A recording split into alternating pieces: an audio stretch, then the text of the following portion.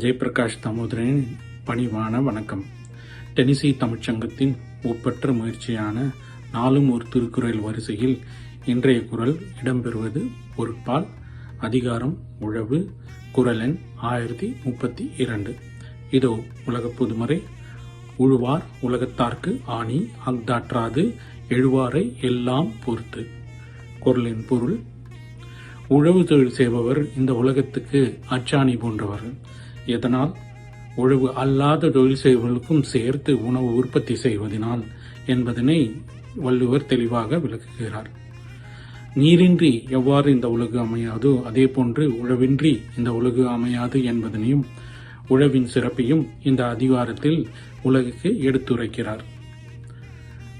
மீண்டும் ஒரு முறை குறள்: உழுவார் உலகத்தார்க்கு ஆணி அஃதாற்றாது எழுவாரை எல்லாம் பொறுத்து. வள்ளுவம் பயில்வோம், உழவை எந்நாளும் பேணுவோம்.